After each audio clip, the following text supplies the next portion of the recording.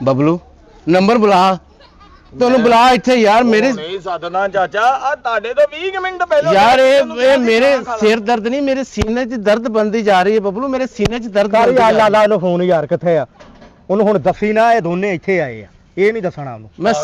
ਆਹੋ ਮੈਂ ਸਾਰੇ ਦੁੱਖ ਭੁੱਲ ਸਕਦਾ ਪਰ ਧੀ ਦਾ ਦੁੱਖ ਨਹੀਂ ਮੇਰੇ ਕੋਲ ਭੁੱਲ ਇੱਕ ਮਿੰਟ ਚਾਚਾ ਚੁੱਪ ਕਰੋ ਮੈਂ ਉਹਨੂੰ ਕਹਿਣਾ ਵਾ ਹੋਰ ਪੈਸੇ ਲੈ ਜਾ ਆਹੋ ਉਹਨੂੰ ਲਾਲਚ ਦੇ ਜਾਂਦੀ ਬੈਲ ਹੈਂ? ਕੀ ਹੋਇਆ ਓਏ ਇੱਕ ਮਿੰਟ ਯਾਰ ਗਲਤ ਮਿਲਾ ਲਿਆ ਨਹੀਂ ਨਹੀਂ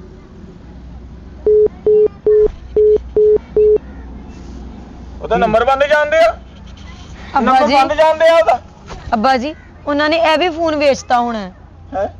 ਮੈਂ ਓਏ ਤੈਨੂੰ ਕਿੱਦਾਂ ਦੱਸਾਂ ਵੇਚਿਆ ਪੈਸੇ ਕਢਾਉਣੇ ਆ ਐਡੀ ਹਜੇ ਤਾਂ ਉਹਨੇ ਪੈਸੇ ਕਢਾਉਣੇ ਬਬਲੂ, ਕੈਸ਼ ਪੈਸੇ ਕਿੱਥੋਂ ਕਢਾਣੇ ਉਹਦੇ ਕੋਲ ਜਵਾਰੀਆ ਬੰਦਾ ਵਾ 30000 ਰੁਪਇਆ ਲੈ ਕੇ ਗਿਆ ਚਾਚਾ ਮੇਰੇ ਕੋਲ 30000 ਰੁਪਇਆ ਕਹਿੰਦਾ ਤੁਹਾਡੀ ਭਾਬੀ ਨੂੰ ਛਲਾ ਪੈਣ ਵਾਲਾ ਵਾ 30000 ਲੈ ਕੇ ਆ ਮੇਰੇ ਕੋਲ ਬਬਲੂ ਮੈਨੂੰ ਕਿੱਥੇ ਤੈਨੂੰ ਛਿਲਾ 30000 ਪੈਣ ਵਾਲਾ ਲੱਗਦਾ ਵੀਰੇ? ਤੈਨੂੰ 30000 ਆਪਣਾ ਲੱਗਦਾ ਹੈ। ਓਏ ਮੇਰੀ ਧੀ ਵਾਲ ਵੇਖ ਓਏ 30000 ਇੱਕ ਪਾਸੇ ਵੇਖ ਤੇ ਮੇਰੀ ਧੀ ਇੱਕ ਪਾਸੇ ਵੇਖ ਫੇਰ ਤੈਨੂੰ ਦੁੱਖ ਦਾ ਪਤਾ ਲੱਗੇ ਕਿ ਵੱਡਾ ਦੁੱਖ ਕਿਹਦਾ ਹੈ।